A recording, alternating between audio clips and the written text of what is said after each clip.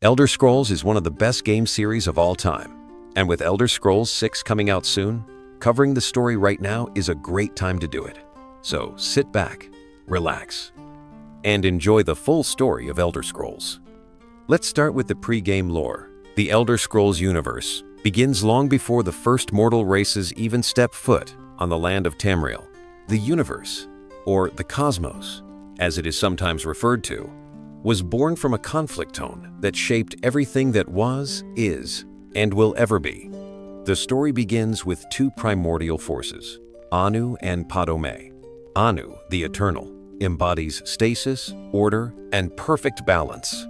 He represents the All, the fixed state of everything that exists, forever untouched by time. In contrast, Padome, the force of change, chaos, and entropy, is ever shifting, unpredictable, and full of transformation. These two opposing forces existed outside of time, locked in an eternal struggle, neither fully able to conquer the other. From their conflict, the universe came into being. Neither Anu nor Padome could dominate entirely, and so their battle gave birth to everything. The clash between stasis and change produced a universe in which time could flow, in which things could grow, die, and be reborn. From this cosmic chaos, all things would eventually emerge. The universe, however, was not yet fully formed. Basic elements were in place, but it needed something more: structure. Out of this primordial chaos, the first beings were born, the Aedra and Daedra. The Aedra, or gods, were the beings that helped shape the universe. In a sense, they gave part of themselves in the creation of the mortal plane. Their sacrifice allowed for the formation of the world as we know it. But they were not complete in this. Each one left something behind. Their existence was tied to the world they helped create, and in doing so, they became bound to it. These gods, Auriel, Mara, Kynareth, and many others, came to be known as the Aedra. In contrast, the Daedra, or Princes of Oblivion, chose not to participate in the creation of the mortal plane. Instead of sacrificing part of themselves, the Daedra stood outside the boundaries of time and space. They did not want to be bound to the laws of the mortal world. They were free to act outside these rules, to create their own realms and realities. Some of the most famous Daedric princes include Mehrunes Dagon, Boethia, Molag Bal, and Sheogorath. These beings were, and still are, powerful entities who govern their own twisted realms in Oblivion. The Daedra's refusal to help create the world made them vastly different from the Aedra. While the Aedra were seen as divine, representing stability and order, the Daedra were viewed as chaotic and unpredictable, often bringing destruction, madness, and corruption in their wake. The relationship between mortals and these two types of entities would continue to evolve, setting the stage for endless conflict, worship, and betrayal throughout Tamriel's history. But the creation of Tamriel was not complete yet.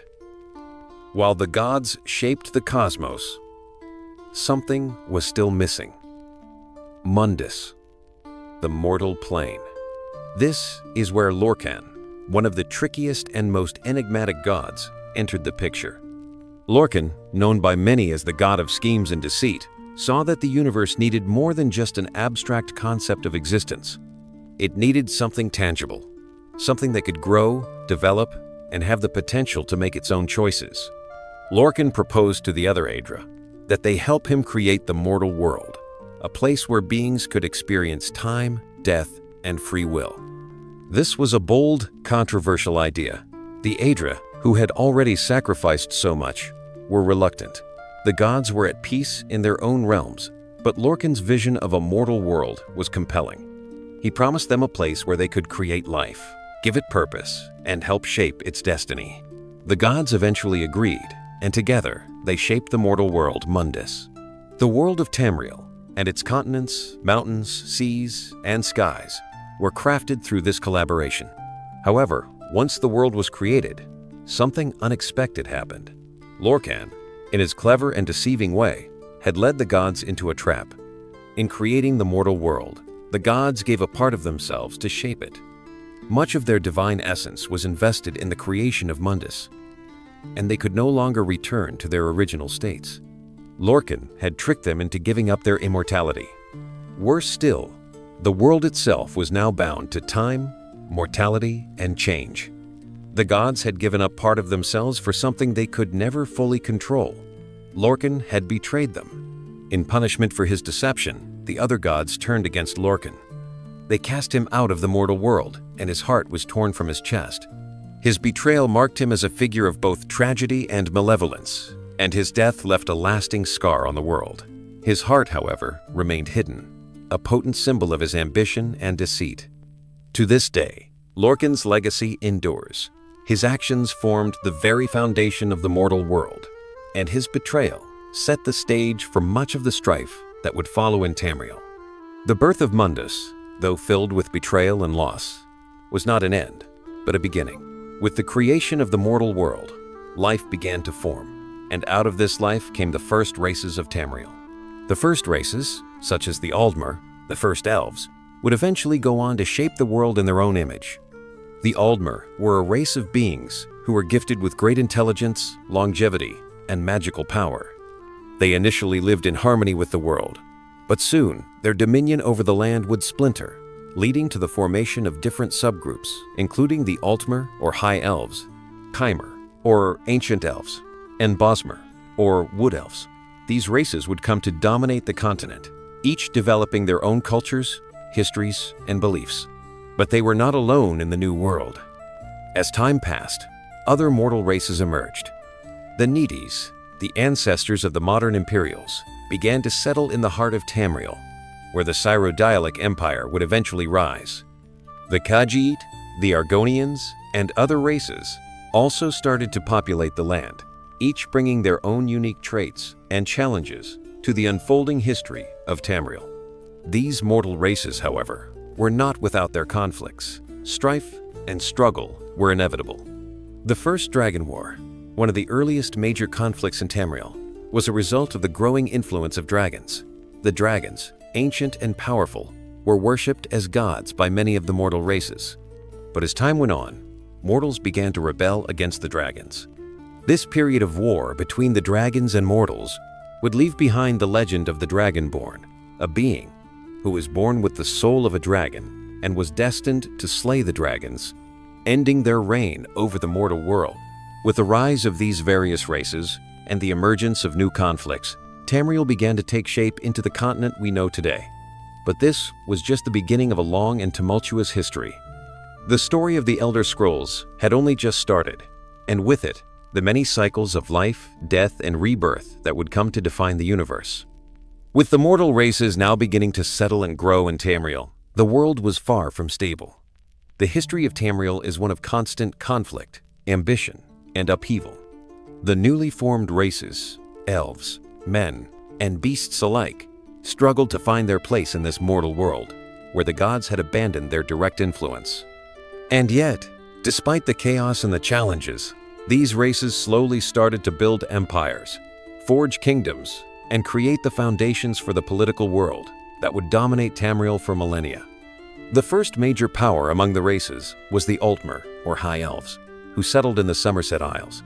The Altmer were long-lived, highly intelligent, and skilled in magic.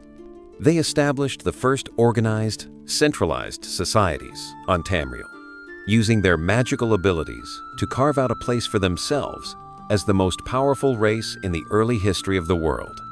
For a long time, they maintained a sense of superiority, believing themselves to be the first and purest of the mortal races. This belief would often lead to friction with the other races, especially humans, who were seen as a younger and less refined people by the Altmer. At the same time, the Chimer, a group of exiled Altmer, led by the powerful and charismatic Veloth, traveled from the Somerset Isles to the heart of Tamriel, where they founded the land of Morrowind. The Chimer's migration was driven by the desire for independence and self-determination.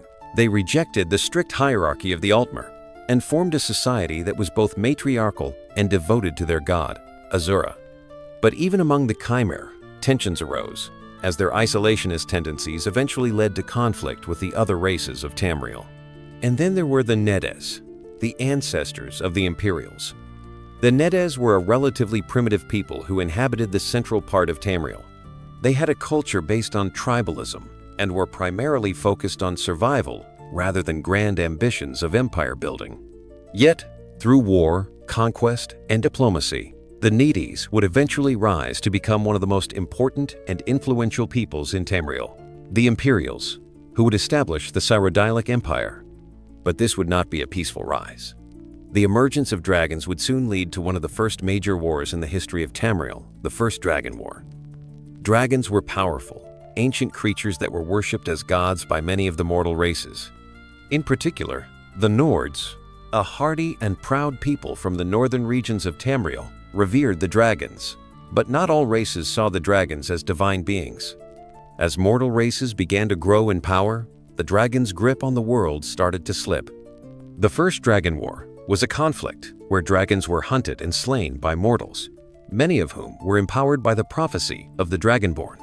These individuals, blessed with the soul of a dragon, were able to channel the power of the dragons and were the key to defeating them. The Dragonborn prophecy, which foretold the birth of individuals with the ability to slay dragons and absorb their power, would go on to shape Tamriel's future in ways no one could have predicted. While the dragons were driven into hiding, their influence never truly disappeared. The legacy of this war would echo throughout the history of Tamriel, and the Dragonborn would become one of the most important figures in the entire Elder Scrolls series, especially in the game Skyrim. As these events unfolded, the various races of Tamriel began to form alliances and build their own empires. The Altmer, with their magical prowess, were eventually joined by the Bosmer Wood Elves, who followed their own pantheon of gods and embraced a deeply spiritual way of life. The Khajiit and Argonians also began to carve out their territories, with the Khajiit establishing their own empire in the deserts of Elsewhere, and the Argonians forming a tribal society in the swamps of Black Marsh. But as these races built their civilizations, the greater conflict of Tamriel was not yet fully realized. The Aedra and Daedra, gods and princes alike, continued to influence events in their own ways. The Daedric Princes, who ruled over the realms of Oblivion, played a significant role in shaping the mortal world, often tempting and corrupting the inhabitants of Tamriel with promises of power, immortality, or knowledge. Some mortals chose to worship the Daedra, seeking to gain favor and power from these dark and unpredictable entities. Others resisted, but the influence of the Daedra would continue to be a source of tension and conflict for centuries. In the wake of the Dragonborn War and the formation of early kingdoms and empires, Tamriel's political landscape began to shift. The first Cyrodiilic Empire was established by the Needies, who had now evolved into the Imperials. This empire, which eventually came to dominate the central and southern parts of Tamriel, was founded by the Emperor Remen Cyrodiil, a powerful and charismatic leader who sought to unite the various kingdoms and peoples under one banner. The Cyrodiilic Empire would go on to become the most powerful force in Tamriel for many years, and its rise marked the beginning of a new age. The Septim dynasty, which would come to rule the empire for hundreds of years, began with Tiber Septim, a warrior and leader who would become one of the most legendary figures in Tamriel's history. Tiber Septim, also known as Talos, would unite the fractured lands of Tamriel and bring them under one imperial rule. His reign would eventually lay the foundation for the events of the Elder Scrolls games. But not all was peaceful under Tiber Septim's rule. His rise to power, though impressive, was fraught with conflict. Tiber Septim himself had been a conqueror, and his empire was built on the backs of war and domination. The events leading to the first game in the Elder Scrolls series, Arena, were a direct result of the crumbling of Tiber Septim's empire after his death. While the emperor's rule was legendary, his descendants were not as strong, and the empire slowly began to unravel. The political instability that followed set the stage for the events of Arena, where the protagonist finds themselves involved in a struggle for control of the empire, navigating both political intrigue and an ancient prophecy.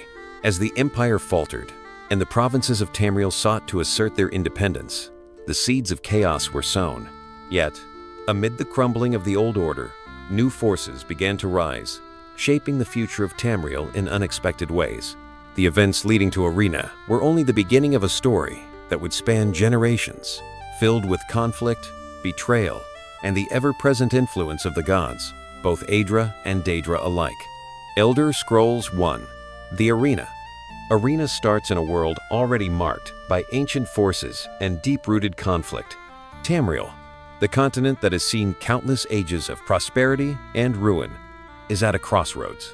For years, the Empire, ruled by Emperor Uriel Septim VII, stood as a beacon of stability, though its foundations were built upon a history full of betrayal and bloodshed. The roots of this empire stretch all the way back to the Septim dynasty, which rose to prominence after the War of the Red Diamond and the fall of the Riemann Empire. While the Septim line brought peace and prosperity to much of Tamriel, the empire's political and magical complexities left it vulnerable to manipulation. Within the heart of this fragile system was Jagar Tharn, a court wizard with incredible power and ambition. Though Tharn was initially trusted by Emperor Uriel Septim VII, this trust was about to lead the empire to its greatest crisis. Tharn, working with dark powers and bending the magic of Oblivion to his will, betrayed the emperor. He didn't just kill Uriel, he imprisoned him in a twisted realm outside of time and space, effectively removing him from the mortal world and leaving him unable to defend his empire. In his place, Tharn used powerful illusion magic to take over the throne and impersonate the emperor. To the people of Tamriel, nothing seemed amiss. Tharn's magic kept up the illusion that everything was fine, but behind the scenes, the empire was slowly crumbling. The provinces were in disarray. Key leaders fell under Tharn's control, and the stability Uriel had worked to maintain began to fade.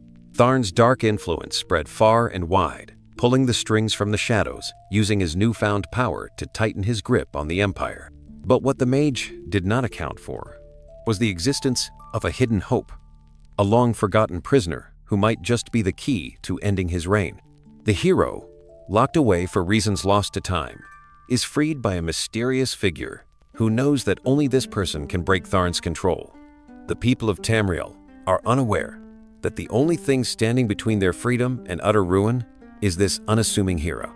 With Uriel Septim imprisoned and the empire in turmoil, the time has come for someone to rise and face the challenge head-on. Now freed from their dungeon cell, the hero learns the true extent of Tharn's betrayal and the collapse of the empire. The emperor, the leader of Tamriel, has been trapped in oblivion, and only someone with immense courage, strength, and determination can rescue him. But the task ahead is no simple one. Tharn's magic is too strong, and his dark influence too far-reaching. The only way to defeat Tharn and restore the rightful emperor to the throne is to recover the Staff of Chaos, a powerful magical artifact that has the ability to break Tharn's spell and destroy his illusions. The Staff of Chaos, however, is not one single artifact.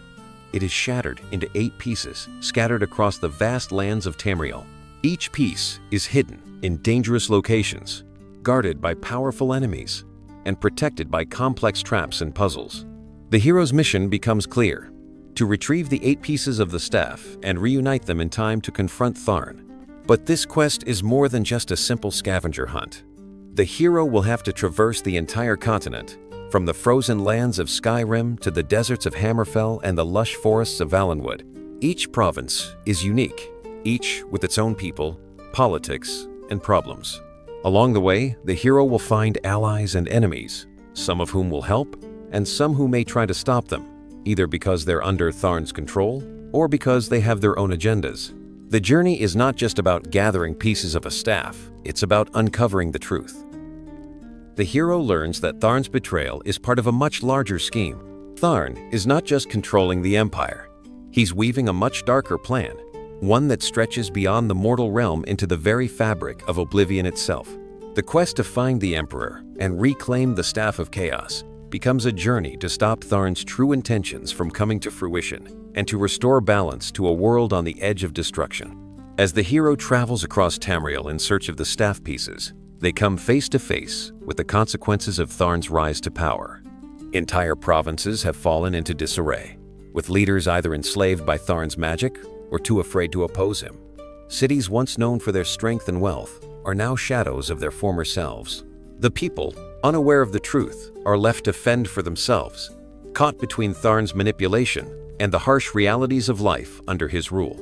The hero encounters a variety of characters during their travels, some offering guidance, others offering betrayal, Some towns are full of hopeful resistance fighters, secretly working to undermine Tharn's control, while others are home to criminals and mercenaries eager to take advantage of the chaos. Along the way, the hero learns that not everyone is as they seem. Tharn's magic has deeply infiltrated all corners of society. While many fall under his sway, others choose to live in quiet defiance, helping the hero when they can. But Tharn isn't just relying on his magic to control the Empire. He also uses physical power, sending his own forces across Tamriel to hunt down anyone who might pose a threat to his rule. Dark sorcerers, enchanted beasts, and loyal minions patrol the land, watching for any signs of rebellion. The hero is forced to outwit, outrun, and sometimes defeat these agents of Tharn to continue their quest. Each piece of the Staff of Chaos is hidden in increasingly dangerous places. The first few pieces are relatively simple to obtain, guarded by monsters or locked away in old ruins. But as the hero advances, the challenges grow steeper. The last few pieces are hidden in ancient, cursed places, temples, dungeons, and even locations steeped in powerful and forgotten magics. It's clear that Tharn went to great lengths to protect these pieces, ensuring that anyone who came close would either die or be driven mad. As the hero collects the pieces, they slowly piece together Tharn's larger plan. He is not simply a power-hungry mage. His goal is to control not just the Empire, but to extend his influence into realms beyond Tamriel itself. Using the power of the staff to rip open the barriers between Oblivion and the mortal world. The stakes of the quest grow higher with each piece collected. The hero is not just saving the Emperor, they are fighting to save the entire world from a fate worse than death. After the hero has been given the crucial task of finding the scattered pieces of the Staff of Chaos, the true scale of the quest becomes apparent. The pieces of the staff are not just sitting around waiting to be collected. They are hidden in places both well-guarded and forgotten. Each of the 8 pieces is crucial to restoring the staff, and if any piece is missing or lost forever, the hero will not be able to defeat Tharn. The hero begins their journey across Tamriel, traveling from one province to the next. The provinces of Tamriel vary greatly in geography, culture, and political state, and each provides unique challenges. In Skyrim, the hero may face the harsh, cold, and treacherous terrain, while in Hammerfell, the vast deserts present their own perils. Each area is filled with strange creatures, local legends, and ancient sites that test the hero's resolve. But it's not just dangerous wildlife and harsh landscapes that the hero must contend with. Tharn's forces are scattered throughout Tamriel as well. The hero faces many different adversaries along the way: cultists loyal to Tharn, monsters empowered by his magic, and corrupted rulers who enforce his rule in their provinces. Even towns that appear peaceful on the surface often harbor dark secrets, as the Empire's decline has led to the rise of corruption and lawlessness in the wake of Tharn's influence. To gather the pieces, the hero must venture into ancient ruins, dungeons, and temples, many of which have been forgotten by time. In some cases, the pieces are locked away in places thought to be impossible to enter, ruins filled with deadly traps, buried in deserts or buried under layers of dense forest. The hero will also have to solve intricate puzzles and overcome magical barriers that Tharn has set up to prevent anyone from finding the staff. It's clear that Tharn doesn't want the hero to succeed, and he's done everything he can to make the hero's quest as difficult as possible. Some pieces of the staff are hidden in locations of great historical significance. For example, one piece might be hidden within an ancient city that once held great power during the Dragonborn era, while another could be locked away deep within an ancient Dwemer ruin. As the hero journeys across Tamriel, they uncover more about the history of the world, how empires rose and fell, and how the various Daedric Princes played a role in shaping the land's destiny. The hero's journey is not a solo one. Many people and factions across Tamriel aid the hero. Some may be loyal to the rightful emperor, Uriel Septim VII, and wish to see the empire restored to its former glory. Others, who have long opposed Tharn's rule, offer advice, supplies, or even direct aid in battle. These allies include mages, warriors, and even secret organizations dedicated to keeping the empire's true rulers safe. Yet, not all allies are what they seem. Some may have hidden agendas, and others are trying to manipulate the hero for their own personal gain. As the hero begins to collect the pieces of the staff, it becomes evident that time is running out. Tharn is aware that someone is after the staff and is beginning to send more powerful agents after the hero. These agents are not just Tharn's basic minions. They are formidable sorcerers, powerful assassins, and even Daedric creatures who exist solely to prevent the restoration of the Empire. The hero must push through increasingly dangerous forces, but each victory brings them closer to restoring the balance to Tamriel. As the hero continues to collect the pieces of the Staff of Chaos, the stakes become much higher. The truth behind Tharn's actions and his true ambition begin to surface. At first, it seems like Tharn's betrayal is purely about power. He wanted to control the Empire and rule Tamriel as a puppet master. But as the hero gathers more pieces of the staff, they start to uncover that Tharn's plans go far deeper than simply ruling the Empire. Tharn's true goal is not just political power or domination of Tamriel. It's about something far darker. His manipulation of the Emperor and the Empire is merely the first step in a much grander scheme. Tharn intends to use the Staff of Chaos to tear open the barrier between Oblivion, the realm of the Daedric Princes, and the mortal world. If successful, he would unleash the full wrath of the Daedric forces upon Tamriel. The chaos, destruction, and war that would follow would not only devastate Tamriel, but would give Tharn ultimate power, both in the mortal world and in Oblivion itself. Through his careful manipulation and dark sorcery, Tharn has made alliances with certain Daedric princes who are eager to see the barriers between their realm and Tamriel shattered. These dark powers have given Tharn knowledge and power in exchange for his loyalty and servitude. It's not just the Daedra that Tharn has been in league with. He has also worked with ancient forbidden forces that even the gods themselves fear. His ambitions to use the power of the Staff of Chaos to reshape the world reveal that Tharn has grown beyond the typical scope of a mere power-hungry mage. The pieces of the Staff of Chaos, in their various locations, also represent a deeper connection to the forces Tharn has aligned himself with.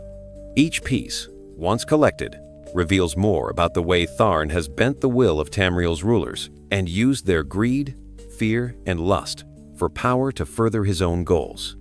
The pieces are not just artifacts, they are symbols of his ability to control and manipulate others.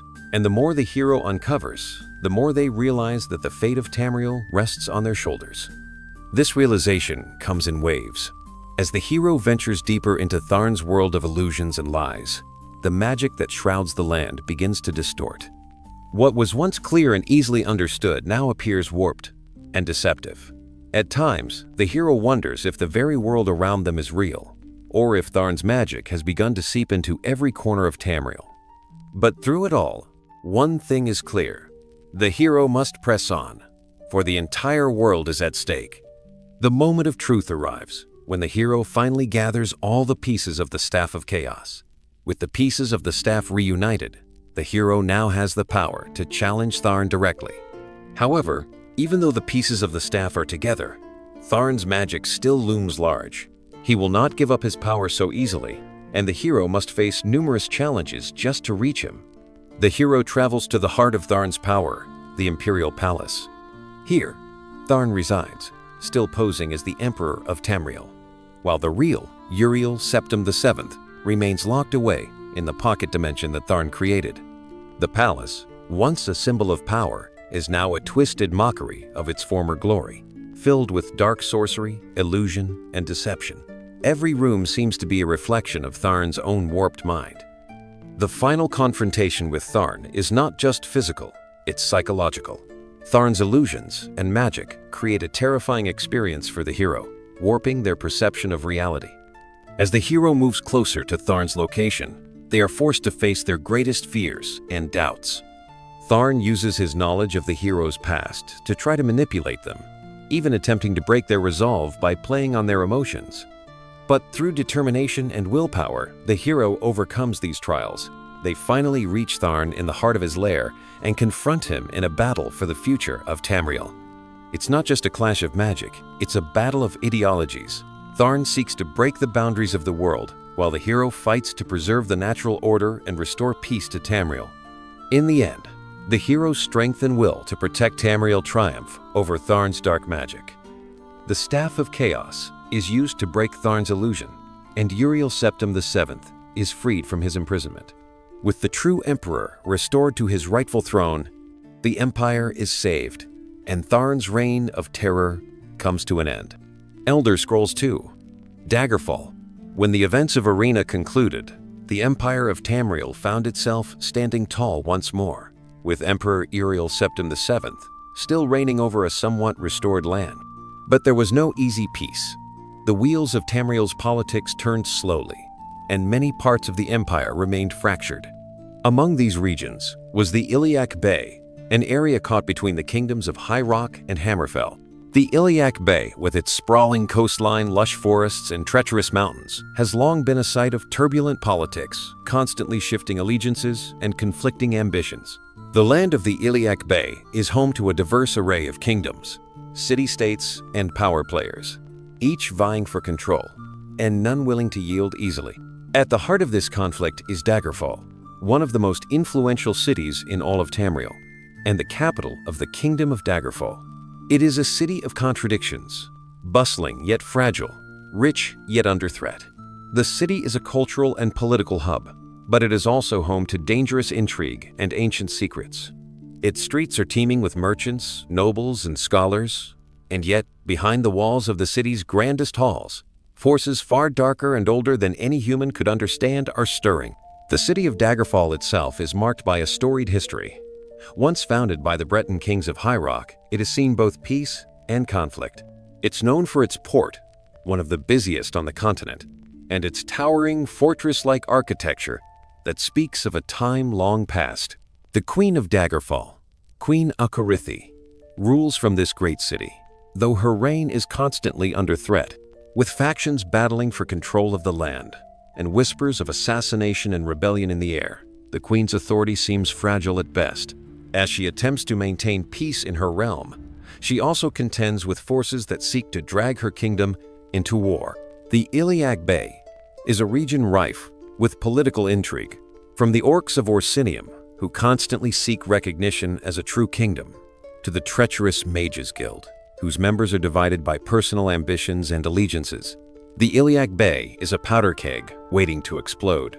The Mages Guild has its roots deep within the region, but its power is contested by various other factions, from the Necromancers to the Knights of the Dragon and the Thieves Guild, all of whom plot in the shadows, seeking to control as much of the power as they can. In this environment of shifting alliances, it is clear that anyone seeking to make a name for themselves in the Iliac Bay must be prepared for backstabbing, deceit, and possibly even treason. One of the most significant events occurring in the Iliac Bay during this time is the struggle for control over Orsinium, the city of the orcs. While Orsinium had been officially recognized as a city-state by the Empire, its location was a point of constant conflict, and the orcs had always faced resistance from the surrounding regions. Yet despite this tension, the orcs are not simply a threat, they are a force to be reckoned with. Their once glorious city lies in ruins, and their people are fighting to regain the respect and recognition they believe they deserve. The Orc King, Gordrak, leads them with an iron fist, and he dreams of reclaiming Orsinium's former glory, though he must fight against both external enemies and internal rivals for his kingdom. But in the midst of all these struggles, there are forces beyond the mortal realm at work. Molag Bal, the Daedric Prince of Domination, seeks to claim power in the Iliac Bay, and his reach extends through various cults and dark sorcery.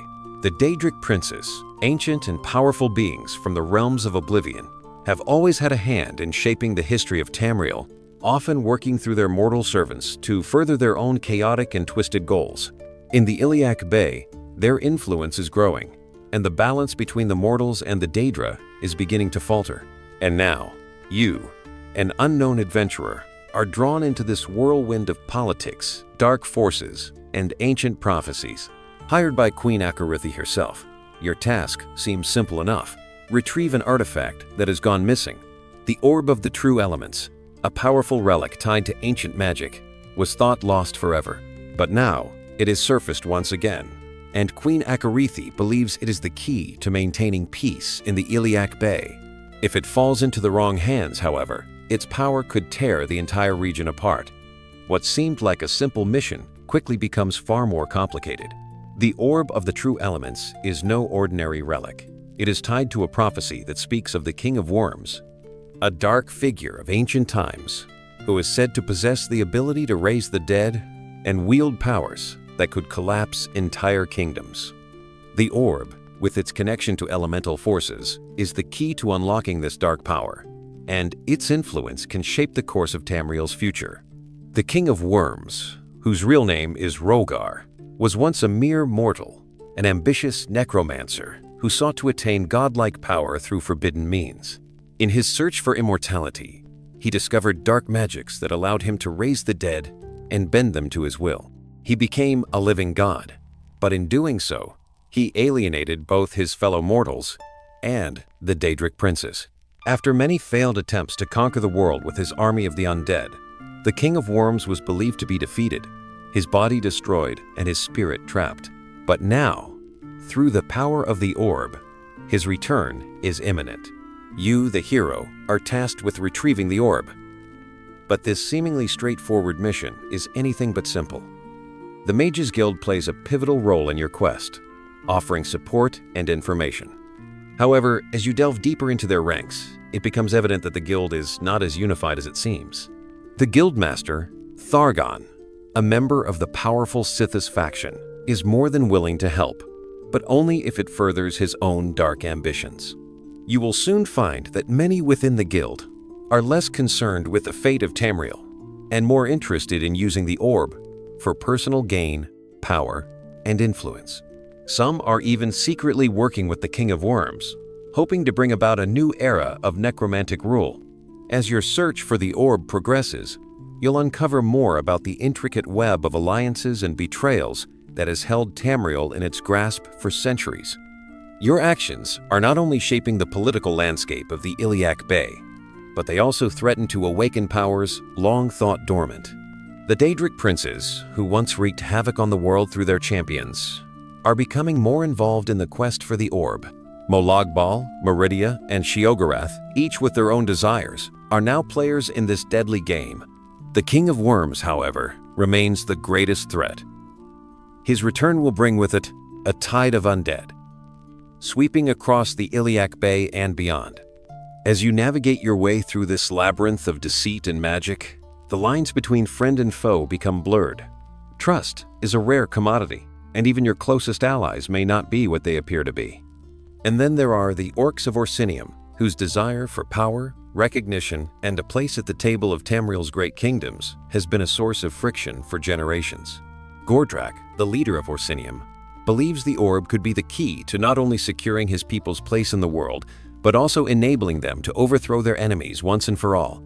The Orcs are ready for war, and if the orb falls into their hands, the world will be forever changed. In this journey, your choices will determine the fate of the Iliac Bay. Will you align yourself with the Mages Guild, the Necromancers, or the Orcs? Will you side with the forces of light, or will you allow the King of Worms to return to full power and bring about a new age of darkness? Your decisions are critical. The quest to retrieve the Orb of the True Elements has now become a fight for the future of Tamriel itself. A world teetering on the brink of disaster is in your hands, and every choice you make could tip the scales. As the search for the Orb of the True Elements unfolds, it becomes clear that its recovery is not just about preventing a dangerous artifact from falling into the wrong hands. It is intrinsically tied to a prophecy that has long been whispered in the corners of Tamriel. This prophecy speaks of the King of Worms, a figure so powerful that his very name sends a chill down the spine of those who hear it. It is said that his return would signal the beginning of the end, a time of endless death, darkness, and decay. The King of Worms, or Rogar, was not always a necromancer of legendary proportions. Once, he was a mere mortal, a power-hungry sorcerer who sought to transcend the limitations of his flesh. In his obsessive search for immortality, he turned to the dark arts of necromancy, raising the dead and bending them to his will. His power grew, and with it, his ambition. He became a force to be reckoned with, a tyrant whose armies of the undead were almost unstoppable. But in his hubris, the King of Worms made enemies of both mortals and the Daedric Princes, leading to his eventual fall. Though his body was destroyed in the conflict, His soul was bound, trapped within the hidden corners of Tamriel, awaiting a time when he would rise again. Now, with the appearance of the Orb of the True Elements, the prophecy of the King of Worms' return begins to take shape. The orb is a key to unlocking his resurrection, a link between the living world and the realm of the dead. Its elemental power, fire, water, earth, and air, is tied to the forces that govern life and death itself. The King of Worms seeks the orb not only to regain his physical form, but to further his twisted quest for domination over all of Tamriel. With the orb, he would be able to control the very elements that sustain life, reshaping the world in his own image of endless death. The prophecy surrounding the King of Worms is as old as time itself, and many fear that it is now coming true. As you search for the orb, you will learn that the forces seeking it are not merely driven by greed. They are desperate to either stop or aid the return of this ancient power. The Mages Guild, the Necromancers, and even the Daedric Princes all have a vested interest in the fate of the King of Worms. The Guildmaster, Thargon, sees the orb as a tool to solidify his own power, but he is also aware of the grave consequences should the King of Worms be allowed to rise again. On the other hand, Molag Bal, the Daedric Prince of Domination, seeks to use the orb to further his own twisted vision of a world ruled by the undead. As you draw closer to the orb, it becomes clear that the prophecy is not just a tale told around campfires or in the halls of ancient scholars. It is real. The King of Worms' influence begins to seep into the land itself. The dead rise from their graves, and an unnatural chill begins to spread across the Iliac Bay. The living are no longer safe. Even the orcs of Orsinium, who have long been caught in their own power struggles, begin to feel the pull of this dark power. As Gordrak, the Orc King, sees the King of Worms as a potential ally in his quest for domination. The closer you come to retrieving the orb, the more you realize that this is not just about finding an ancient artifact. It is about deciding the fate of Tamriel itself. Will the prophecy be fulfilled, or will you find a way to prevent the rise of the King of Worms?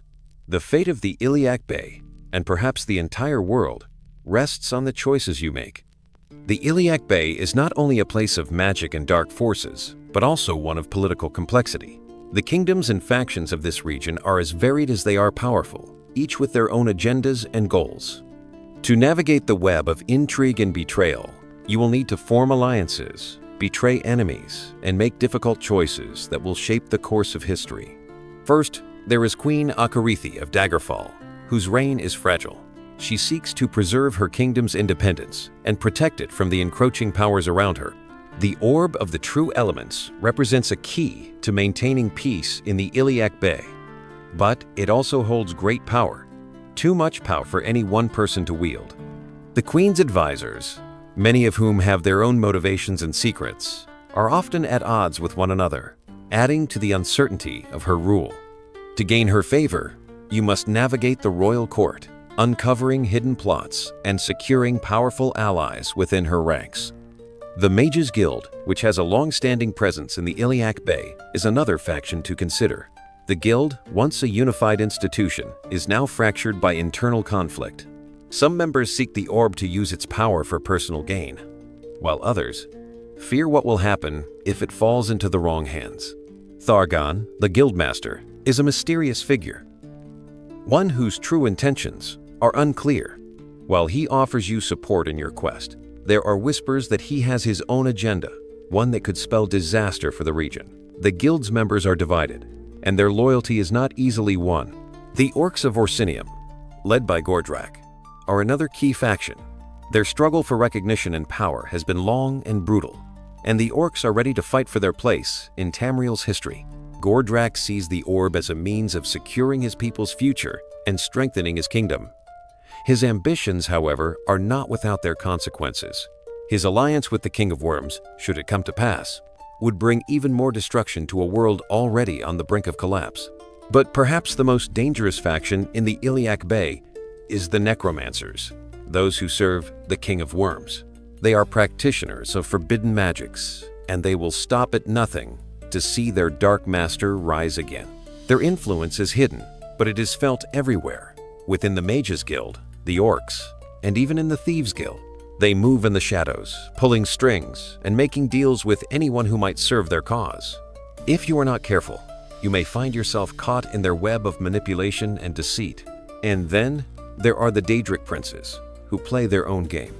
Molag Bal, Meridia, and Sheogorath all have a stake in the outcome of your quest. They have their own reasons for wanting the orb, and their intervention could make or break your mission. These godlike beings are not to be trusted, but their influence is undeniable. You may have to make pacts with them, or face the consequences of their wrath. The Iliac Bay is a place where the stakes are high, and the players are many. Every decision you make will influence the balance of power in the tumultuous region. Will you align yourself with the forces of light or darkness? Will you uphold the law or break it in pursuit of power? The choice is yours, and every action will have consequences. As the hunt for the orb of the true elements intensifies, so too does the struggle between the forces seeking to control its power. The King of Worms, once a figure shrouded in myth, is now a very real and looming threat. His dark influence spreads across the Iliac Bay, causing the undead to rise and the world to grow more unstable with each passing day. The prophecy foretold his return, and now it seems as though it will come true. But there are still those who stand in the way of his ultimate resurrection. The journey to stop the King of Worms is not easy. As you draw closer to the orb, it becomes clear that every faction in Tamriel has its own interest in the outcome.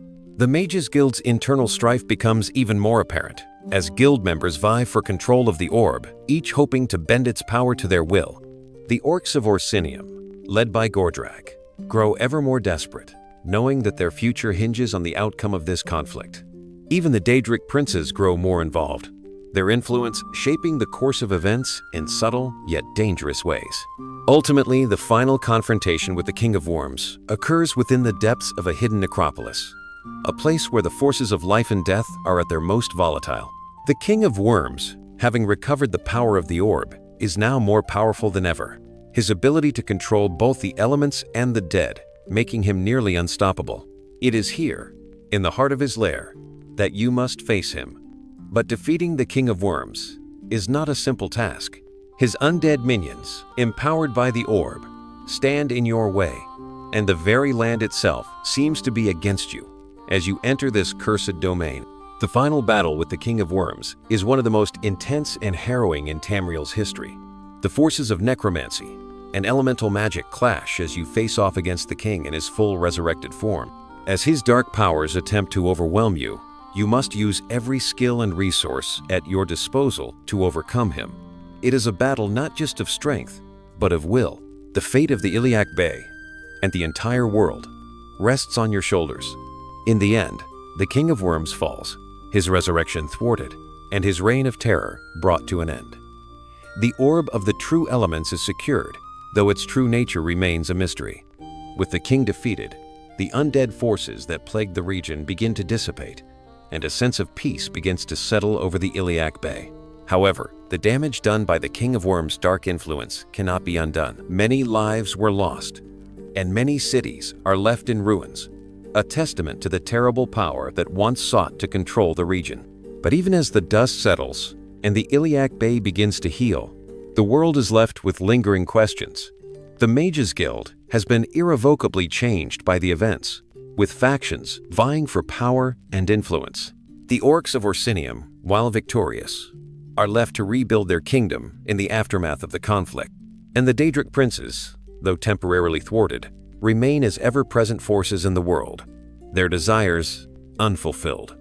The King of Worms may have been defeated, but the dark forces that he represented are far from gone. The orb of the true elements, though no longer in the hands of the dead king, still holds unimaginable power, and many fear that someone else will come to claim it. The prophecy may have been averted for now, but the shadow of the King of Worms will always loom over Tamriel. As you leave the ruins of the King of Worms' lair, you are left with the knowledge that, though this battle has been won, the war is far from over. The world is forever changed, and the consequences of the actions taken in the Iliac Bay will ripple across Tamriel for generations to come. The fall of the King of Worms is not the end, but only a chapter in the ongoing struggle for control, power, and the balance of life and death. With the orb of the true elements safely in your hands, or perhaps destroyed, the future of Tamriel remains uncertain. The forces of light and darkness will continue to vie for supremacy, and you, a hero who has faced the darkest of threats, will undoubtedly be called upon again. For now, however, you can rest, knowing that you have stopped an ancient evil from returning. But, as always in Tamriel, there are new dangers on the horizon, and new challenges await those brave enough to face them. Elder Scrolls III: Morrowind.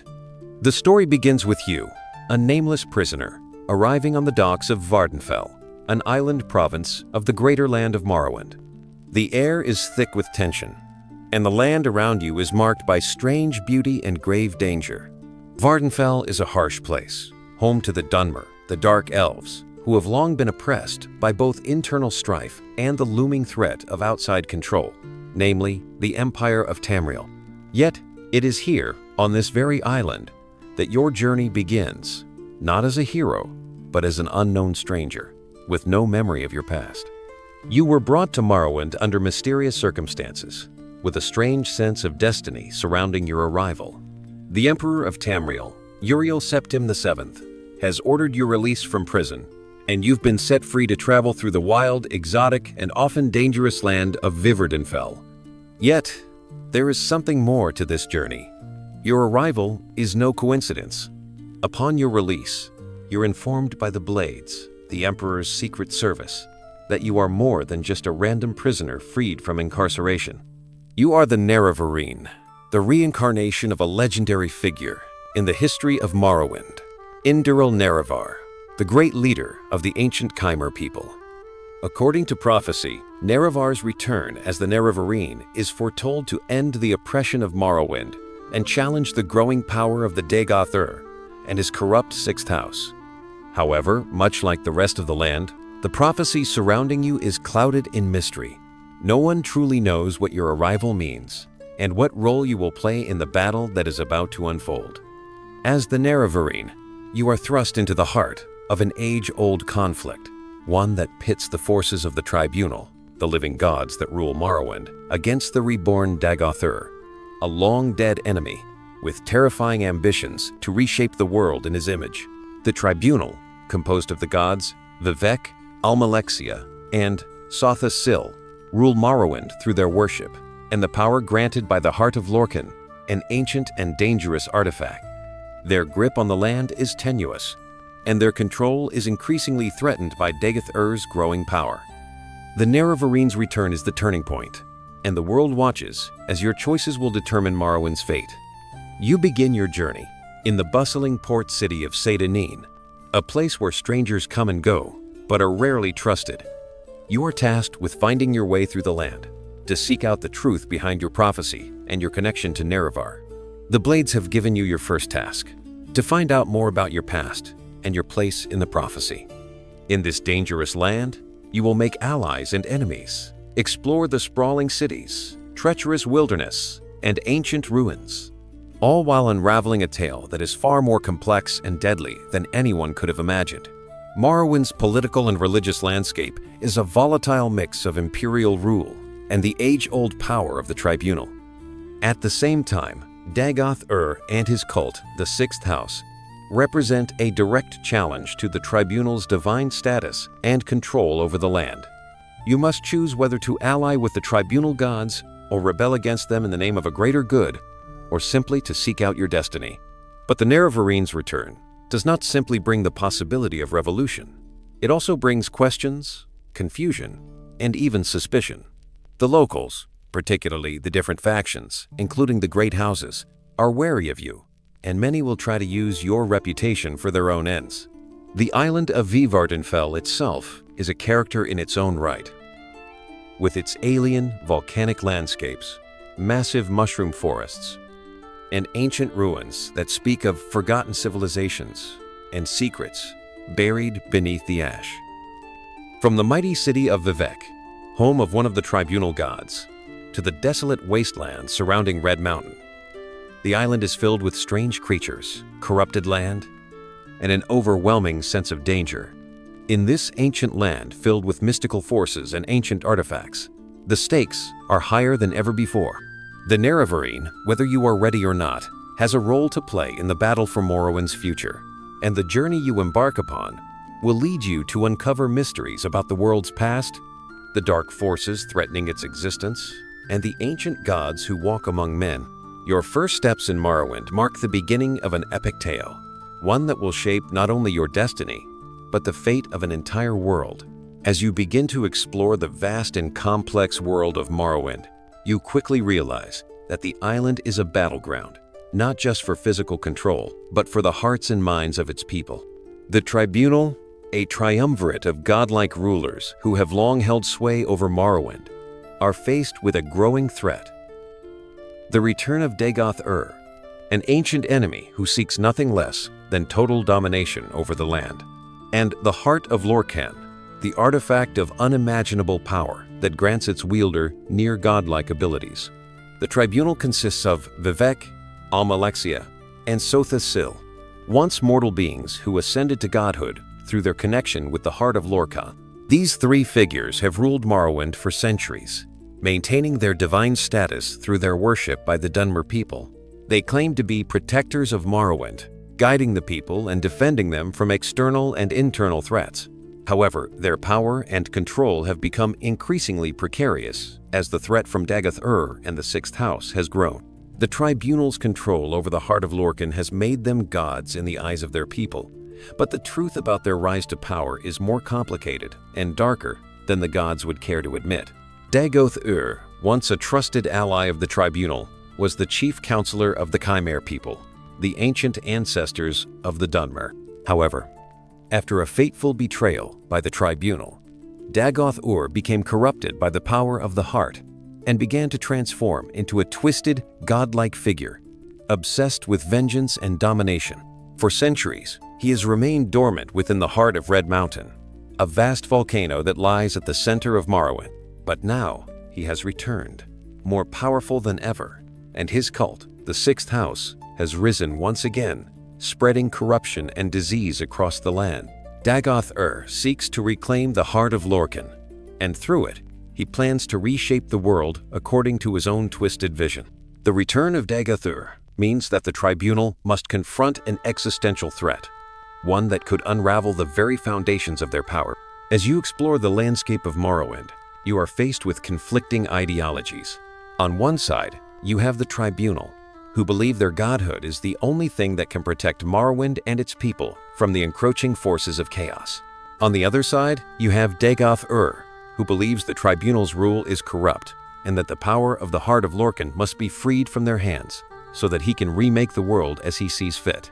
Both sides have their own propaganda, and both are desperate to use you, the Nerevarine, to their advantage. The Tribunal believes that you are the reincarnation of Nerevar, the great leader who once stood by their side, and that you are the key to defeating Dagoth-Ur. But as you delve deeper into the politics and history of Morrowind, you uncover secrets about the Tribunal's origins and their betrayal of Nerevar, secrets that challenge your beliefs about who you should trust. Is the Tribunal truly worthy of your loyalty, or are they just as corrupt as the forces they fight against? The path ahead is fraught with uncertainty, and your choices will determine not only the fate of the Tribunal, but also the future of Morrowind itself. Will you side with the Tribunal and help them defeat Dagoth-Ur, or will you follow the prophecy to its conclusion, even if it means rejecting the gods who have ruled Morrowind for so long? In this power struggle, the stakes could not be higher. The fate of an entire province, its people, its gods, and its future rests on your shoulders. The land of Vvardenfell will never be the same, and the choice of whether or not to stand with the Tribunal or challenge them is a decision that will change the course of history forever. As you continue your journey across the strange and alien landscape of Vvardenfell, whispers of an ancient enemy begin to surface. People speak in hushed tones of nightmares, of visions of a red mountain pulsing with power, and of a mysterious cult gaining influence in the shadows. This cult is known as the Sixth House, and at its center is a name long thought to be lost to history, Dagoth-Ur. Dagoth was once a trusted friend and ally of Lord Nerevar, the very hero you are believed to be the reincarnation of. During the ancient days of the First Era, after the defeat of the Dwemer and their mysterious disappearance, Dagoth remained behind to guard a powerful artifact, the Heart of Lorkhan, buried deep beneath Red Mountain, the colossal volcano at the center of Vvardenfell. This heart, the literal divine spark ripped from the body of a god, held unimaginable power. The Tribunal, Vivec, Almalexia, and Sothasil, eventually betrayed their oath and used the heart to ascend into godhood themselves. But Dagoth too came under the influence of the heart. He did not die as they believed. Instead, he was transformed, resurrected into something unnatural, godlike in power but twisted in purpose. His mind, consumed by visions of destiny and divine right, formed a new vision for Morrowind, one free from foreign rule, free from the Empire, and even free from the Tribunal. In his eyes, the Tribunal are false gods, traitors to the true path, and he has sworn vengeance against them and all who follow them. From the depths of Red Mountain, Dagoth has begun to awaken. Using the Heart of Lorkhan, he is building a new god body and spreading his influence across the land through dreams, corpus visions, infecting the minds of the people. This affliction, known as corpus disease, is both a curse and a twisted blessing. Victims become deformed, mindless monsters, but some gain unnatural strength and even immortality. The disease cannot be cured through normal means, making it both a weapon and a method of control. As you venture further into Vvardenfell, you encounter strange shrines, abandoned settlements overtaken by ash, and terrifying mutated beings known as ash creatures. All signs that the Sixth House is rising once again. The Sixth House operates in secret. They build their base camps in hidden caves, often near Dwemer ruins or beneath the ash-covered hills. These places are filled with blighted monsters, deranged cultists, and altars to Dagoth himself. You slowly begin to uncover how deep their roots go. The Blades task you with tracking down these hideouts, learning all you can about the cult, and surviving their attempts to corrupt or kill you. Through these missions, you gather information that confirms the impossible. Dagoth is alive, more powerful than ever, and he has plans that could consume all of Tamriel. His ultimate goal? To drive out the Empire, destroy the false tribunal gods, and turn Morrowind into a theocracy under his divine rule. He seeks to awaken the Numidium, a giant brass golem of unimaginable power once used by Tiber Septim to conquer Tamriel. But Dagoth version of Numidium is fused with the divine heart itself, promising a new form of godhood that could reshape the very fabric of reality. The threat is urgent. The Sixth House is no longer a myth. It's growing, spreading, and it sees you, the Nerevarine, as the key obstacle in its path. As you continue your journey across the strange and alien landscape of Vvardenfell, whispers of an ancient enemy begin to surface. People speak in hushed tones of nightmares, of visions of a red mountain pulsing with power, and of a mysterious cult gaining influence in the shadows. This cult is known as the Sixth House, and at its center is a name long thought to be lost to history: Dagoth Dagoth was once a trusted friend and ally of Lord Nerevar, the very hero you are believed to be the reincarnation of. During the ancient days of the First Era, after the defeat of the Dwemer and their mysterious disappearance, Dagoth remained behind to guard a powerful artifact, the Heart of Lorkhan, buried deep beneath Red Mountain, the colossal volcano at the center of Vvardenfell. This heart, the literal divine spark ripped from the body of a god, held unimaginable power. The Tribunal, Vivec, Almalexia, and Sothasil eventually betrayed their oath and used the heart to ascend into godhood themselves. But Dagoth too came under the influence of the heart. He did not die as they believed. Instead, he was transformed, resurrected into something unnatural, godlike in power but twisted in purpose. His mind, consumed by visions of destiny and divine right, formed a new vision for Morrowind, one free from foreign rule, free from the Empire, and even free from the Tribunal. In his eyes, the Tribunal are false gods, traitors to the true path, and he has sworn vengeance against them and all who follow them. From the depths of Red Mountain, Dagoth-Ur has begun to awaken. Using the heart of Lorkhan, he is building a new god body and spreading his influence across the land through dreams, corpus visions, infecting the minds of the people. This affliction, known as corpus disease, is both a curse and a twisted blessing. Victims become deformed, mindless monsters, but some gain unnatural strength and even immortality. The disease cannot be cured through normal means, making it both a weapon and a method of control. As you venture further into Vvardenfell, you encounter strange shrines, abandoned settlements overtaken by ash, and terrifying mutated beings known as ash creatures, all signs that the Sixth House is rising once again. The Sixth House operates in secret. They build their base camps in hidden caves, often near Dwemer ruins or beneath the ash-covered hills. These places are filled with blighted monsters, deranged cultists, and altars to Dagoth-Ur himself. You slowly begin to uncover how deep their roots go. The Blades task you with tracking down these hideouts, learning all you can about the cult, and surviving their attempts to corrupt or kill you. Through these missions, you gather information that confirms the impossible. Dagoth-Ur is alive, more powerful than ever, and he has plans that could consume all of Tamriel. His ultimate goal? To drive out the Empire, destroy the false tribunal gods, and turn Morrowind into a theocracy under his divine rule. He seeks to awaken the Numidium, a giant brass golem of unimaginable power, once used by Tiber Septim to conquer Tamriel. But Dagoth-Ur's version of Numidium is fused with the divine heart itself, promising a new form of godhood that could reshape the very fabric of reality. The threat is urgent. The Sixth House is no longer a myth. It's growing, spreading, and it sees you, the Nerevarine, as the key obstacle in its path. As your journey progresses, all paths inevitably lead toward Red Mountain, the heart of Vvardenfell and the stronghold of Dagoth-Ur. But entering the mountain isn't something you do lightly. The ash storms are relentless, the air grows thick with blight, and the land itself seems hostile. To survive the final confrontation, you must prepare spiritually, mentally, and physically. The Tribunal Temple, long suspicious of your claims to be the Nerevarine, finally begins to accept your role. Vivek, the poet-warrior god, offers his aid, not just in words, but in action.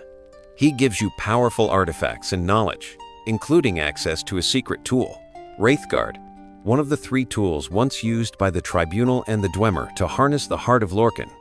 With Wraithguard and the other tools Keening and Sunder, you now hold the only instruments capable of severing Dagoth-Ur's connection to the heart. Without the heart, his divine power will fade, and he can be killed. But doing this comes at a cost. It also means the end of the Tribunal's own divinity, because they too depend on the heart's power to maintain their godhood. The final leg of your journey is brutal. You make your way through Ghost Gate, the fortress that guards the path to Red Mountain, and cross the Foyata Mamaya, the scorched and cursed trail up the volcano. Inside Red Mountain, you battle your way through the ruins of Dagoth-Ur's citadel, facing corrupted kin of House Dagoth, once noble houses now twisted into mockeries of life by corpus and the heart's influence. The deeper you go, the more surreal and alien the world becomes. Sounds grow faint, time seems to warp, and Dagoth-Ur's voice echoes in your head like a forgotten dream.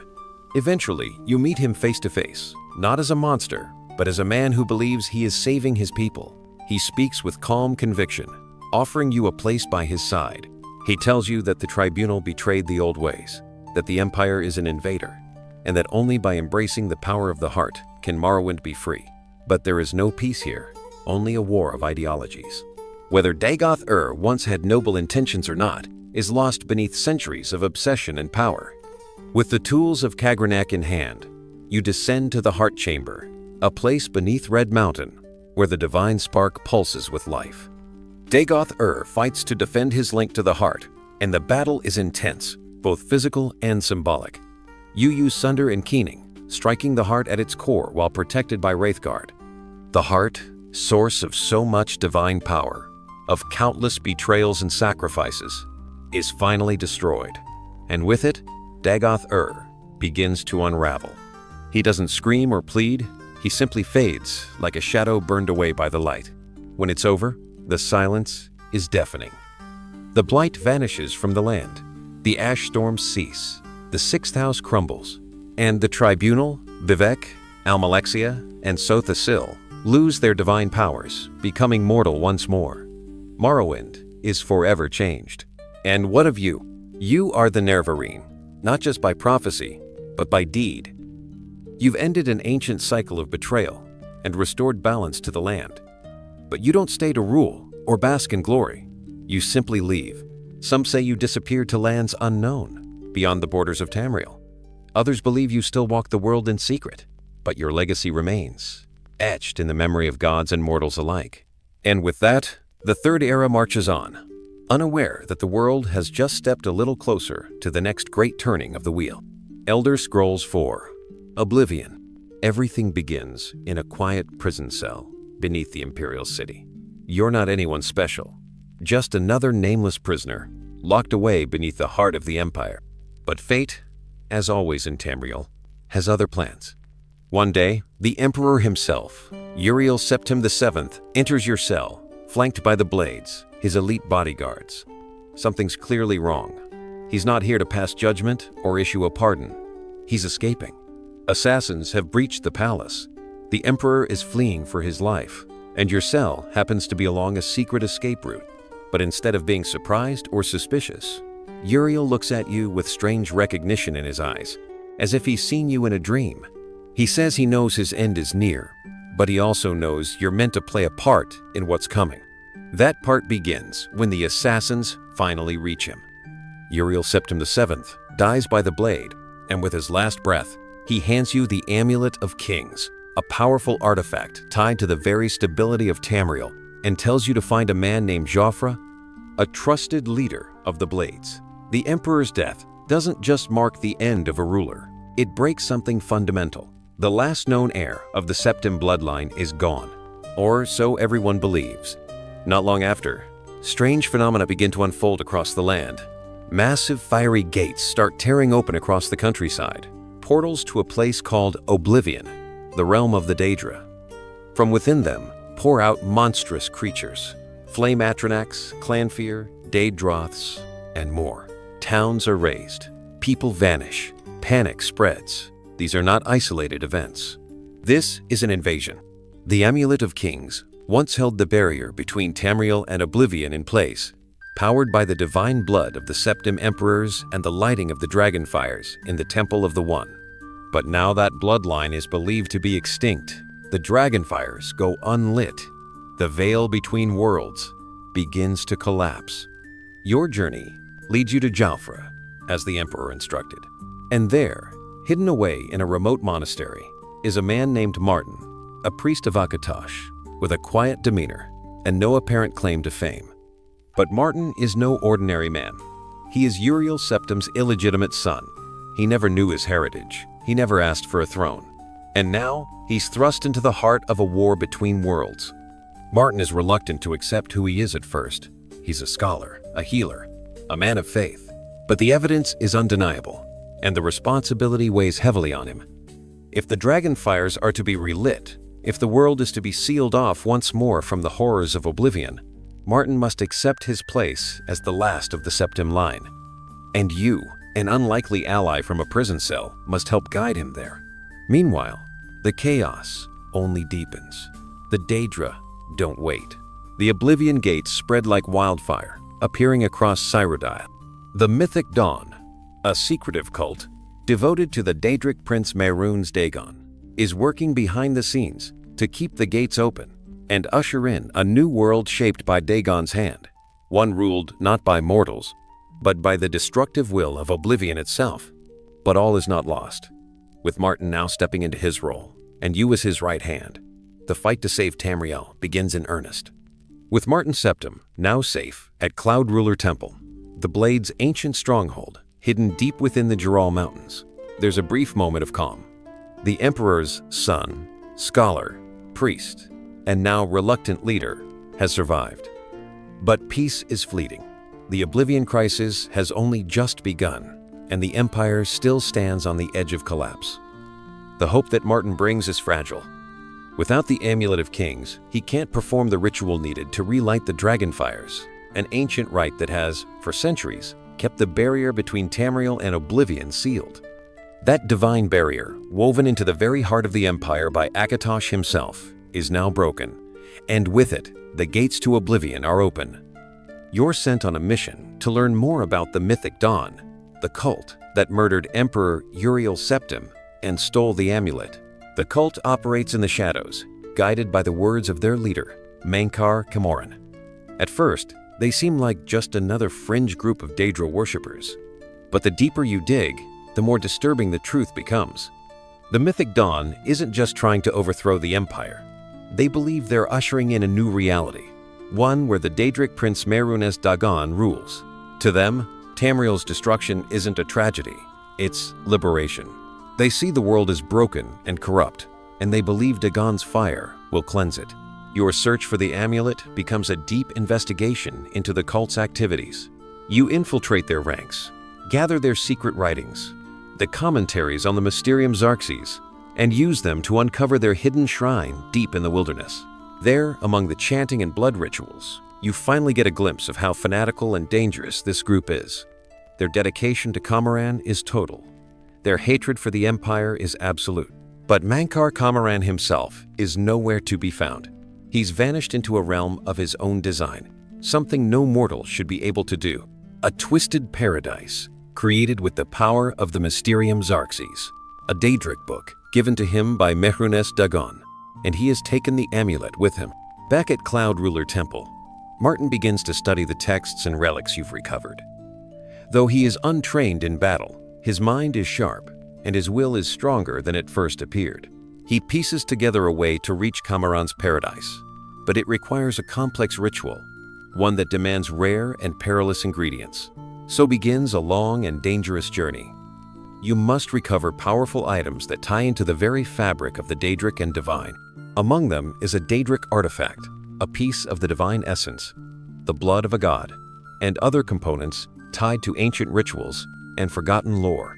Each one lies in a different corner of Cyrodiil, guarded by monsters, traps, and curses.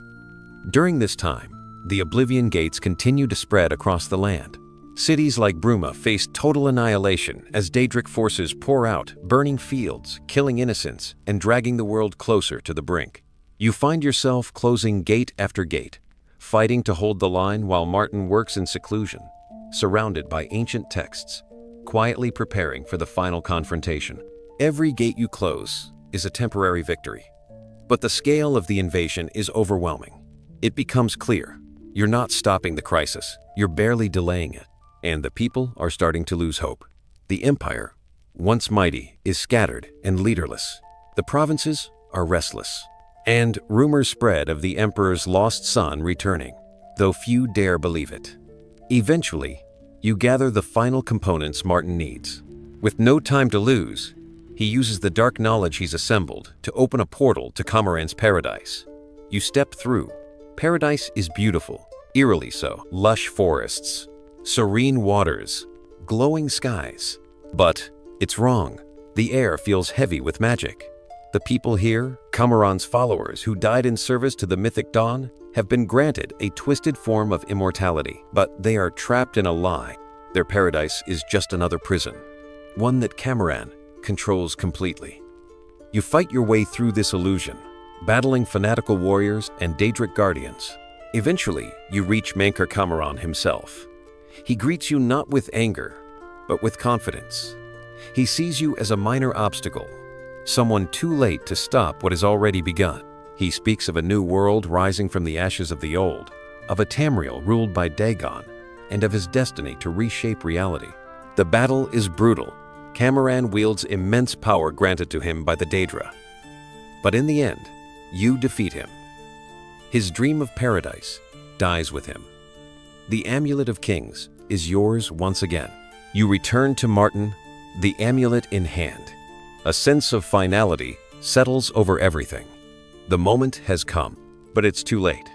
The final Oblivion Gate opens, this time not in some remote forest or mountain pass, but in the heart of the Imperial City. Mehrunes Dagon himself steps into the mortal world. Massive, unstoppable. Towering above the white gold tower, he brings with him fire, destruction, and the promise of an end to all things. The streets are chaos. Soldiers flee or die trying to fight back. Nothing can stop a Daedric prince, not with the barrier down. There's only one hope left. Martin, amulet in hand, leads you through the burning city to the Temple of the One. He knows what must be done. The amulet is not just a symbol of the Empire. It is a vessel of divine power tied to the blood of Akatosh. With it, Martin can become the avatar of the dragon god himself. There's no time for goodbyes. As Dagon smashes his way into the temple, Martin shatters the amulet and is consumed by its power. A blinding light fills the sky. From the ruins rises a colossal dragon, Akatosh incarnate, a god in the form of flame and fury. The final battle shakes the heavens. Akatosh and Dagon clash in the skies above the imperial city. Fire against fire. God against God. Eventually, Akatosh drives Dagon back, banishing him from the mortal plane and sealing the barrier once more. When it's over, Martin is gone. No body, no crown. Just a statue of a dragon, where once stood a man who gave everything. The Empire is saved. The Oblivion gates are closed. But there is no emperor now, only memory, only sacrifice. Elder Scrolls V, Skyrim. The story begins with the Dragonborn being a captive of the Imperial Legion, bound for execution in the town of Helgen. The Dragonborn is one of several prisoners on a cart, being transported to the execution block under the orders of the Empire. As the group is led into Helgen, the town seems calm, and for a brief moment, it almost feels like any other day. However, that calm is shattered when a massive dragon suddenly appears in the sky, sending the soldiers into chaos. This dragon, later identified as Alduin, is no ordinary creature. It's an ancient, powerful being, an elder dragon that serves as the World Eater, whose very existence threatens the world itself. As the dragon lands and breathes fire upon the town, chaos erupts. The prison cart is abandoned, and the Dragonborn narrowly escapes the execution block. With no time to look back, the Dragonborn is forced to run for survival, as Helgen is destroyed by the dragon's flames. In the midst of this destruction, the Dragonborn finds an unlikely ally in Hadvar, an Imperial soldier, and Ralof, a Stormcloak rebel. Both are initially distrustful of the Dragonborn, but they realize that cooperation is essential for survival. After narrowly escaping the dragon's wrath and taking shelter in a nearby cave, the Dragonborn learns they are no ordinary prisoner. They are the fabled Dragonborn, a person destined to defeat dragons and prevent the world from falling into ruin. This fate is tied to a prophecy foretelling the return of Alduin, the dragon who once ruled over all others. The Dragonborn's connection to the power of the Thu'um, or the Voice, is also revealed. This ancient power, once wielded by the Nords, allows the Dragonborn to shout with immense force, harnessing the power of dragons themselves. The ability is rare, and it marks the Dragonborn as the only one who can stop Alduin's return. Alduin is not just any dragon.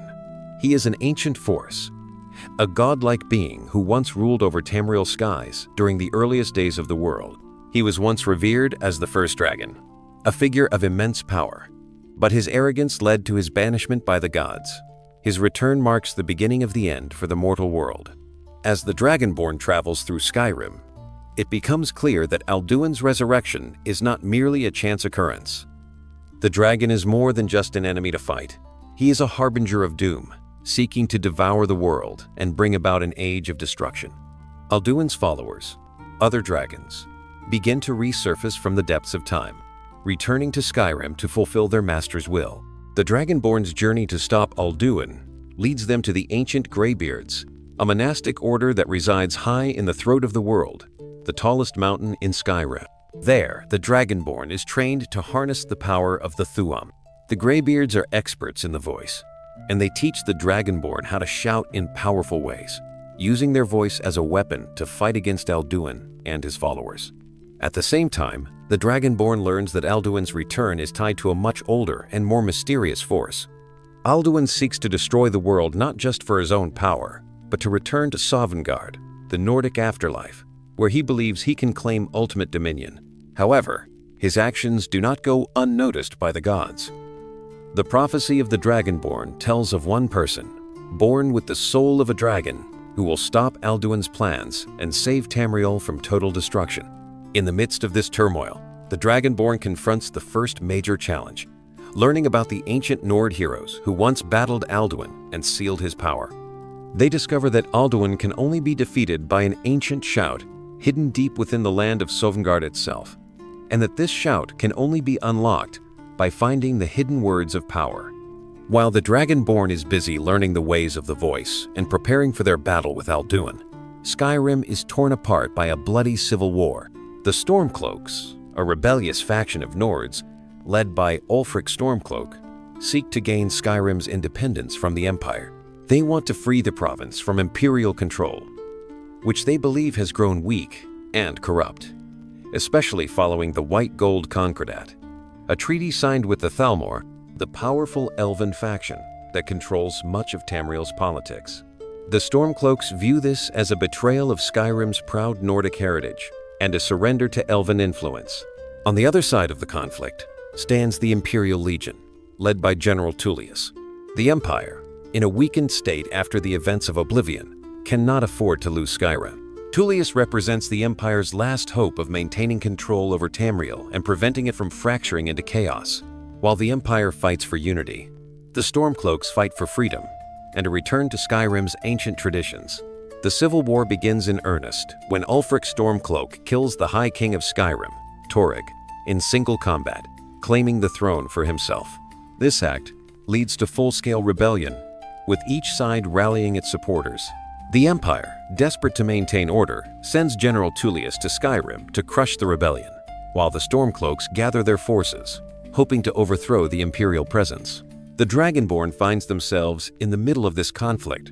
The choice is given to them whether to support the Empire or fight alongside the Stormcloaks.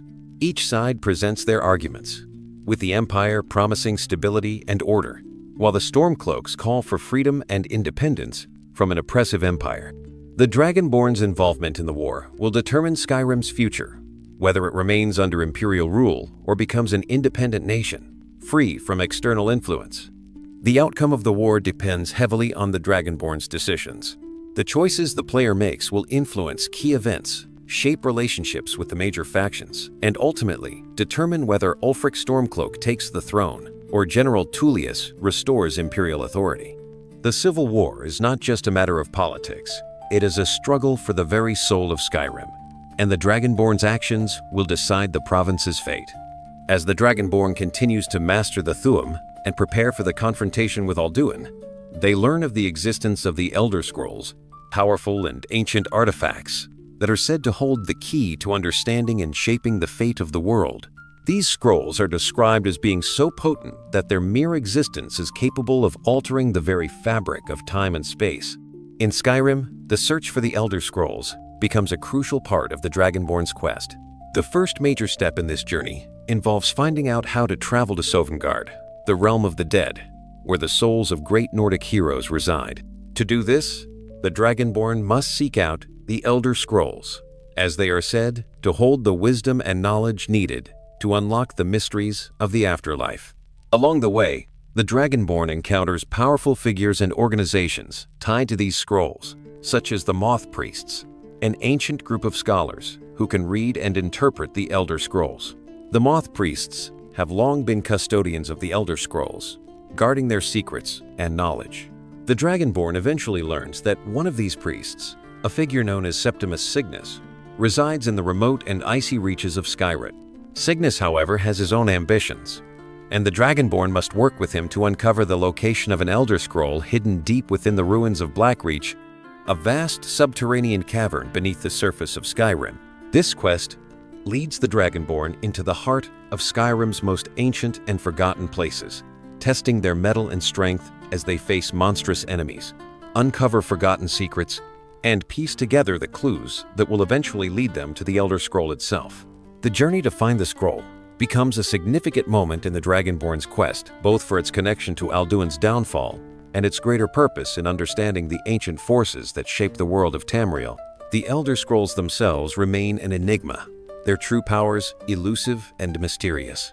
Some scholars claim that reading them can drive one mad, while others believe the scrolls are capable of predicting the future or rewriting reality itself. For the Dragonborn, they are not just tools for defeating Alduin, but also key elements in unlocking their true potential. As the Dragonborn's journey progresses, it becomes clear that the political landscape of Skyrim is not just defined by the civil war between the Stormcloaks and the Imperials. A shadowy force, the Thalmor, the high-ranking members of the Aldmeri Dominion, loom over all of Tamriel. The Thalmor are not only a political faction, but a militant and religious force, seeking to impose elven dominance over the entire continent. Their influence in Skyrim and the wider world has grown significantly, especially after the events of the Great War, which saw the Empire sign the White Gold Concordat, a treaty that heavily favored the Thalmor.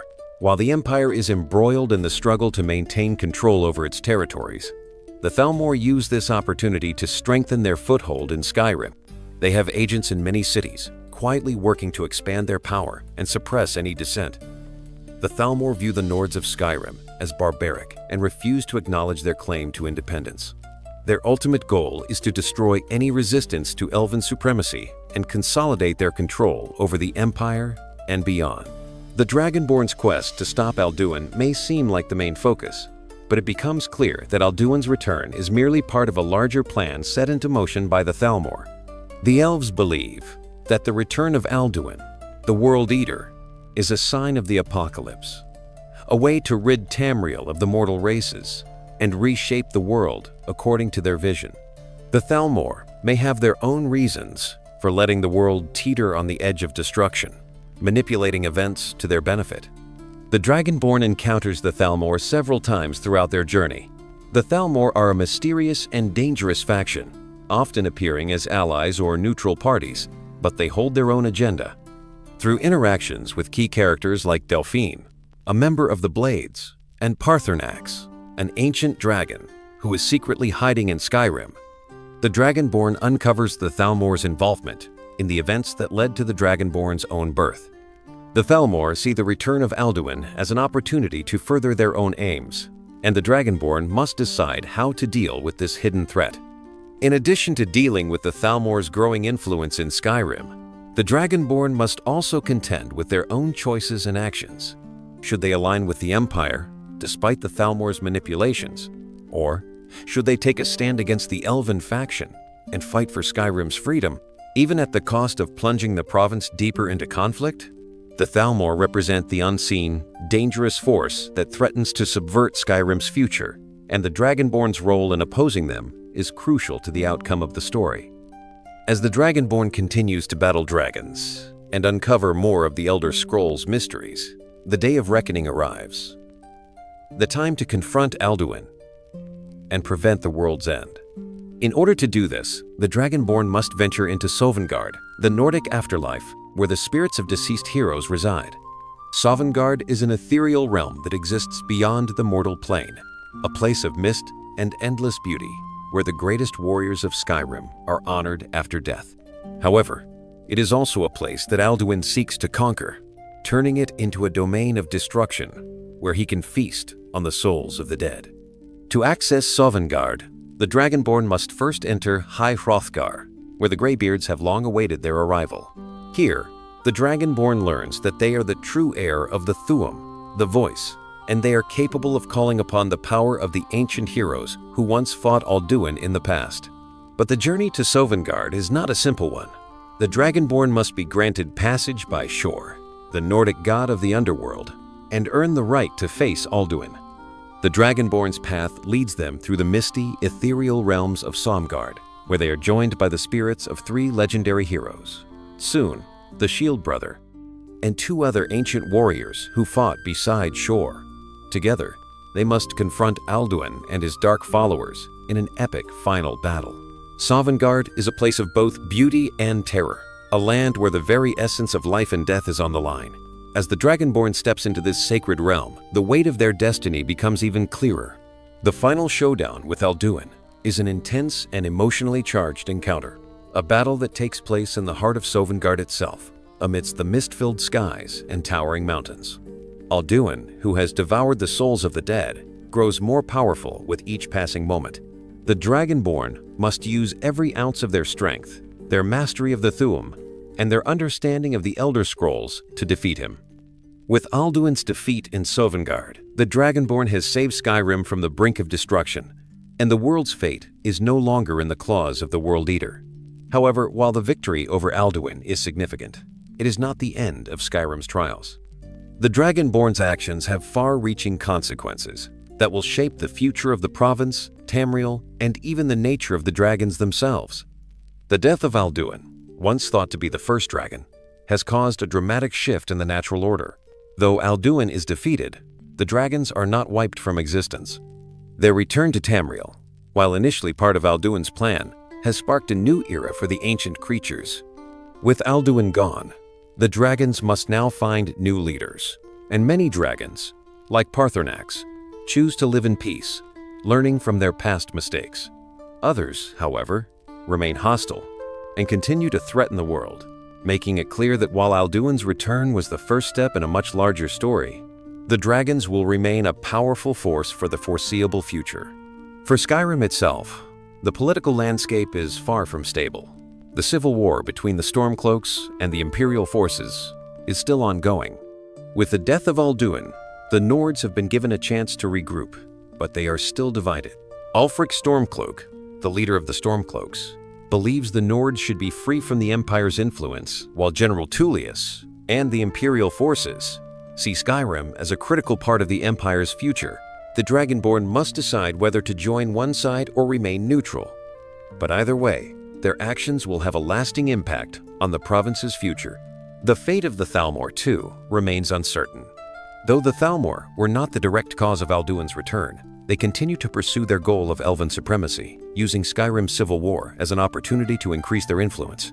The Dragonborn must navigate this political web carefully.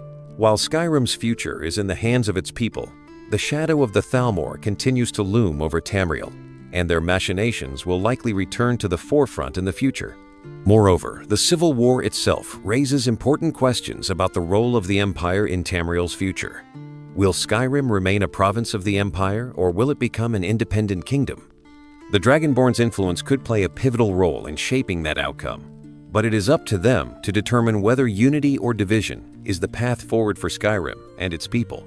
Beyond the civil war, the Dragonborn is also faced with the responsibility of guiding the remaining members of the Blades, the ancient order of dragon hunters. As a former member of the Blades, the Dragonborn must decide whether to rebuild the order or leave them to their own fate. The Blades' mission of protecting Tamriel from dragons remains as important as ever, and the Dragonborn's leadership could determine whether they rise again or fade into obscurity. With Alduin vanquished and Skyrim slowly recovering from the devastation that his return caused, the legacy of the Dragonborn becomes a central part of the province's future. The Dragonborn's actions, whether on the side of the Stormcloaks, the Imperials, or as an independent force, shape the political landscape of Skyrim, the fate of the Thalmor, and even the future of the dragons themselves. The Dragonborn's quest is not just a journey of saving the world, but of choosing their place in that world. Throughout Skyrim, the people sing the praises of the Dragonborn, honoring them for their victories, their courage, and their ability to shape the course of history. The Dragonborn is seen as both a hero and a powerful figure of legend, someone who overcame the most powerful of foes and saved their homeland from certain destruction. But with this greatness comes a price. The Dragonborn is constantly reminded that their destiny is tied to the fate of Skyrim, and that their every decision will echo through the ages. The Dragonborn's legacy also involves the rebuilding of ancient alliances and the strengthening of old bonds. After Alduin's defeat, the Dragonborn is recognized by the Nords, the Thalmor, the Imperials, and even the dragons as a force to be reckoned with. Their actions in Skyrim will be remembered for generations, and their role in history is cemented as both a champion of Tamriel and a bringer of change. In the years following the Dragonborn's victory, Skyrim begins to heal. The civil war between the Stormcloaks and the Empire may have left deep scars, but the people of Skyrim united in their admiration for the Dragonborn, start to rebuild their homes, their cities, and their relationships. Even in the wake of loss, the Dragonborn's influence has inspired a new era of hope for Skyrim. However, the Dragonborn's work is far from done. The dragons are still a lingering threat, and the Thalmor's reach continues to extend beyond Skyrim's borders. The Dragonborn, now a legendary figure, must face new challenges that arise from these factions. Whether they continue to uphold their role as protector of Tamriel or fade into the annals of history is up to them, but their impact on Skyrim and Tamriel will forever be remembered. The story of the Dragonborn is far from finished, and the legacy they leave behind will shape the future of Skyrim for centuries to come. They may have defeated Alduin, but the challenges facing Skyrim, Tamriel, and the dragons are far from over. The future is unwritten, and it is in the Dragonborn's hands to determine where the world goes from here. That's the story, guys. Make sure to tell me in the comments what game you want me to explain next. And if you enjoy these videos, make sure to like and subscribe, and I'll see you in the next one.